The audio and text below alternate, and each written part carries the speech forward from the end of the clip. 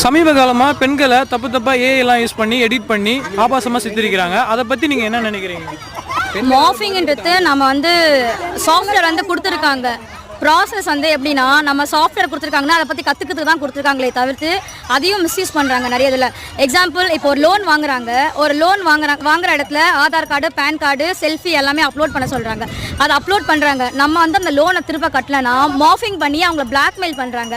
நம்ம திரும்ப பணமே கட்டினாலும் அந்த லோனை வச்சு பண்ணுறாங்க. அது எங்கேருந்து வருது, எப்படி வருதுன்றது நம்மளால் கண்டுபிடிக்க முடியல. நம்ம க்ரைம்லேயே போய் கம்ப்ளைண்ட் பண்ணாலும் என்ன சொல்கிறாங்கன்னா, எங்கள் சைடில் இப்போ எக்ஸாம்பிள் நான் லோன் வாங்கிட்டேன்னா, மேடம் நீங்கள் சிம் கார்டை பிளாக் பண்ணிவிடுங்க, அதை பண்ணிங்க தான் சொல்கிறாங்க. அப்போ நான் இப்போ நான் போல்டாக இருக்கேன், சரி பரவாயில்ல, அதை நான் கிடையாதுன்னு ஒத்துக்கிறேன். இன்கேஸ் யாராவது ரொம்ப இதுவாக இருந்தாங்கன்னா அடுத்த ஸ்டெப் என்ன பண்ணுறாங்க, நம்ம ஃபோட்டோ வெளில போயிடுமோ அது போயிடுமோ சூசைட் தான் ட்ரை பண்ணுறாங்க. அதை பற்றி யாரும் பேச மாட்டாங்க. ரொம்ப இதுவாக இருக்கவங்க அதை பண்ணிகிட்டே தான் இருப்பாங்க.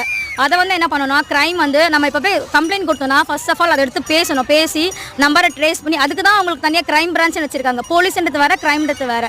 க்ரைம் தான் அதை கண்டுபிடிக்கணும். மார்ஃபிங் நமக்கு எது கொடுத்துருக்காங்க, ஃபார் எக்ஸாம்பிள் ஒரு சினிமேட்டிக் விஷுவல் அப்படின்னு நம்ம பார்த்துக்கலாம். மார்ஃபிங் அதை மிஸ்யூஸ் பண்ணுறது ரொம்ப தப்பு. இப்போ ஒருவேளை அதில் பாதிக்கப்பட்டவங்க இருப்பாங்கல்ல, அந்த நேரத்தில் அவங்க எப்படி இந்த மாதிரி ஒரு சுச்சுவேஷனை இந்த மாதிரி ஒரு சூழ்நிலையை சமாளிக்கிறதுன்னு நீங்கள் நினைக்கிறீங்க? பயப்படலாம், பயந்துடுவாங்க உடனே.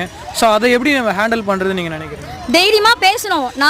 நான் லோன் வாங்கினேன், நான் என் ஃபோட்டோ அப்லோட் பண்ணேன், அது மட்டும் தான் எனக்கு தெரியும். ஃபர்ஸ்ட் ஆஃப் ஆல் வெளியே பேசணும். நான் இந்த மாதிரி இந்த லிங்க்கில் ஆக்சுவலாக இந்த வெப்சைட்டில் நான் போய் லோன் வாங்கியிருக்கேன், என் கஷ்டத்துக்கு நான் லோன் வாங்கினேன், அதை நான் திரும்ப கட்ட முடியாமல் அதை வச்சு மிஸ்யூஸ் பண்ணுறாங்கன்ட்டு உங்களால் இப்போது வீட்டில் சொல்ல முடியாமல் இருக்கலாம். ஃப்ரெண்ட்ஸ் இருக்காங்க, ஃப்ரெண்ட்ஸ் மூலிமா ஷேர் பண்ணி அதை நம்ம வெளில கொண்டு வரணும். அதை விட்டுட்டு நம்ம ஃபோட்டோ வெளியே போயிடுமோ, அப்படி போயிடுமோ, இப்படி போயிடுமோன்னு பயந்துட்டு இருந்தேன்னா லைஃபே வேஸ்ட் ஆகிடும். ஒரு ஃபோட்டோக்காக உன் லைஃப் வேஸ்ட் ஆகிட முடியுமா?